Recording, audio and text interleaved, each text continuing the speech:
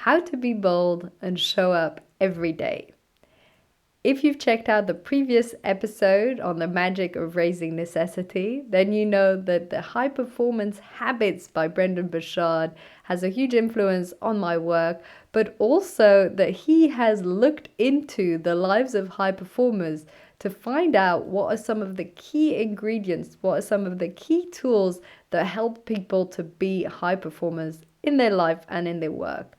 And one of them is courage.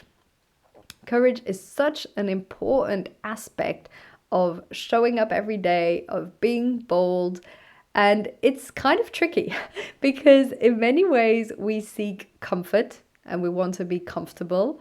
And this is part of what our brain wants, our body wants. We're sort of wired to look for comfort and shelter. But on the other hand, if we're too comfortable, we're not growing. So life and work and everything is all about this balance between, sure, it's good to be comfortable sometimes and not constantly pushing yourself because that can lead to overwhelm or stress or burnout. But on the other hand, if you're too comfortable, first of all, you'll be under-challenged, bored, dissatisfied, frustrated in your life. And you're not growing, you're not learning, you can't contribute on a higher level, you're not delivering at a higher level from yourself. And that's frustrating. You know that you have that higher potential in you that you're just not tapping into. So it's really about finding what are some of the things that you can do to meet that balance, to find that key point of balance between being bold, being there, but still sometimes being able to relax and be comfortable.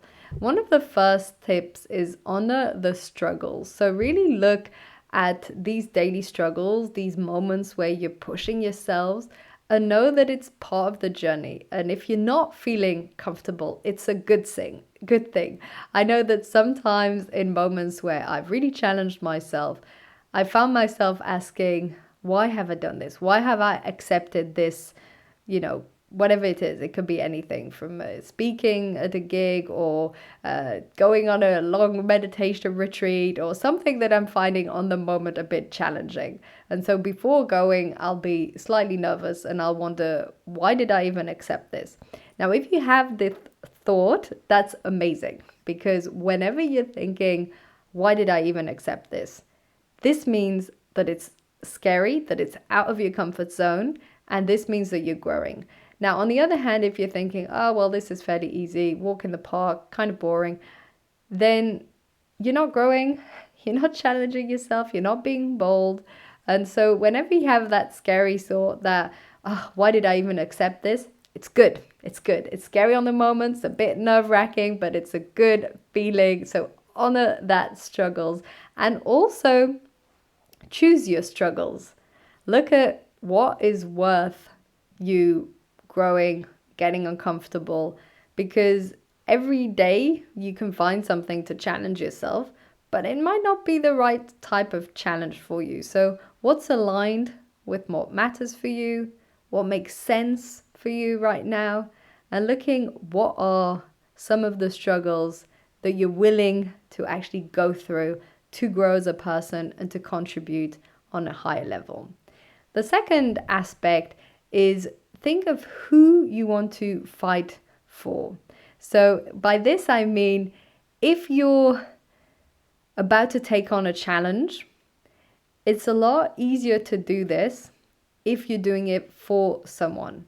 This is why a single mother who's raising 4 children will have maybe a lot more courage to show up every day to grow her business, because she has 4 people that she needs to feed at home. And so if she doesn't do the work and brings in the money, then she might not be able to feed her children. And that extra sense of duty and responsibility can really push someone to be bold and brave. Now, even if you don't have any children or partner, you can fight for someone else. So it could be, some of your profits you're giving to something, a cause that makes sense for you. It can be you're fighting for, it could be anything, but a person can help, and it can be a group of person or people, and this will support you to find that inner fire.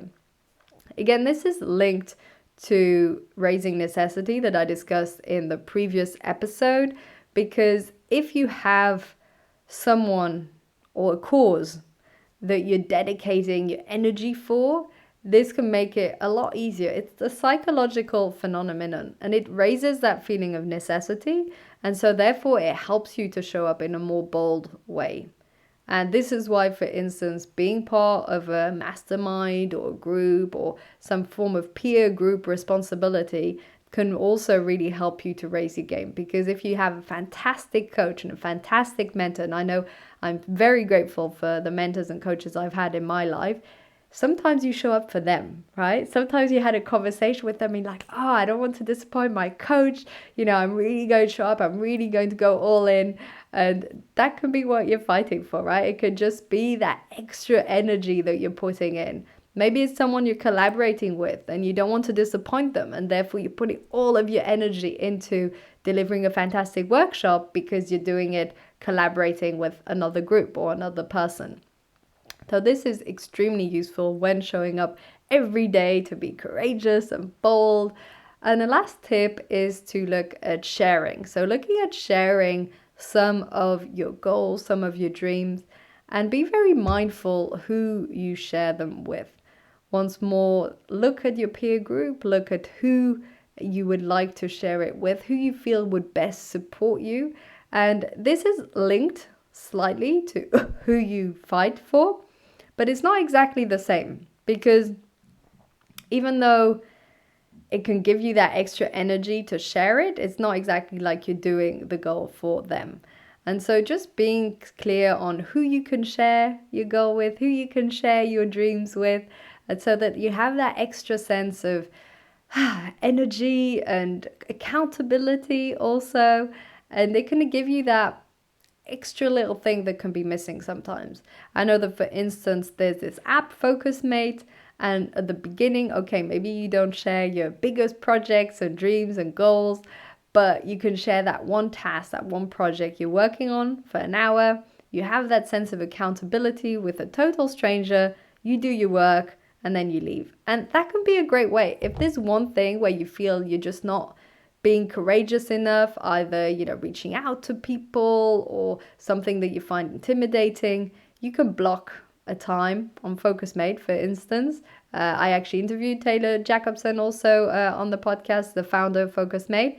And that was just a side note because I remembered that I really enjoyed our conversation with him. And so, yes, you can look at booking a time so that in that moment you do that thing that requires to be brave and courageous. Now, a lot of it might be offline, and then it's just a matter of practicing. For instance, if you struggle with public speaking or doing a presentation, then it's just having the courage to say, I'll do it. And then practicing, maybe even getting mentors or coaches. If it's public speaking, you can join Toastmasters. So it's really just looking at what areas do you want to be more brave and courageous, show up? What does that mean for you? Then B, noticing. Are you taking action? Are you doing those things that are scary or intimidating for you? And C, if you are doing them, you'll notice, you'll have that voice in your head. And then mastering yourself, mastering your emotions so that you can continue to take action in that direction. And as I said, you can do this by thinking of someone you're doing this for, or by sharing your dreams and goals with somebody, and also just honoring the struggles, honoring that journey, knowing that this is all part of your growth, of your development, of contributing to the world. And we all struggle, and being courageous doesn't mean there is no fear, right? Let's just all keep this in mind.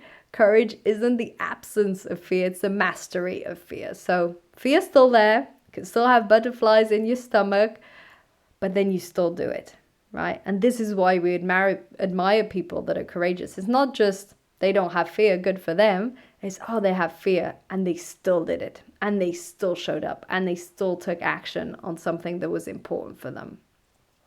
So yeah, notice where you are. What do you want to be more courageous on? And how can you take action in that direction? I hope that this was useful for you. Please leave a comment, a review. I always love to hear, how are you implementing this in your life? What actions have you taken as a consequence of this episode?